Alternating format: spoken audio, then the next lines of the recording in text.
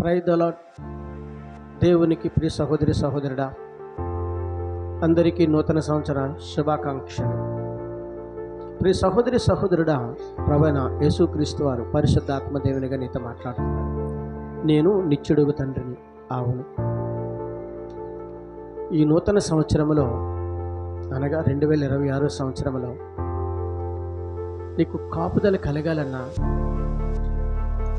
నీ మార్గములు సురక్షితముగా ఉండాలన్నా, నీ ప్రయాణములన్నీ సురక్షితముగా ఉండాలన్నా, నీ కుటుంబము క్షేమముగా ఉండాలన్నా, ఆయన నీకు నిత్యము తోడుండాలని ఇది మాట్లాడుతున్నారు కదా. అవును, ప్రభువైన యేసుక్రీస్తు వారు అంటున్నారు, నేను నిత్యుడుగు తండ్రిని గనుక నిత్యము ఆయన తోడు నీకు ఉండాలంటే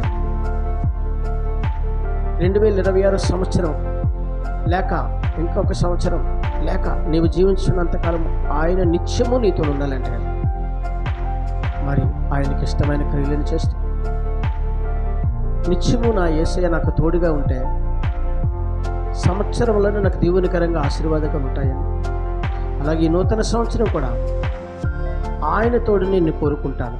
అవును, ఆయన తోడుని బట్టి నువ్వు జీవించగలిగితే, ఆయన తోడుని బట్టి నీవు ప్రార్థించగలిగితే, ఆయన నిత్యము నీతో ఉంటానని ప్రతిదినము నిన్ను నీ కుటుంబాన్ని నడిపించి దీవించి ఆశీర్వదించి క్షేమకరముగా ఉంచుతానని ఈ దినము వాగ్దానం ద్వారా దేవుడు నీతో మాట్లాడుతున్నాడు. ఆమె ప్రార్థన చేద్దాం.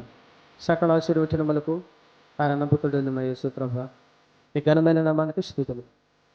ఈ దినము యొక్క వాగ్దానం చేసిన ప్రతిదినం దీవించి ఆశీర్వదించి యేసుక్రీస్తు పరిశుద్ధమైన నామంలో అడిగి వేడుకొంచున్నాను పరమ తండ్రి. ఆమేన్.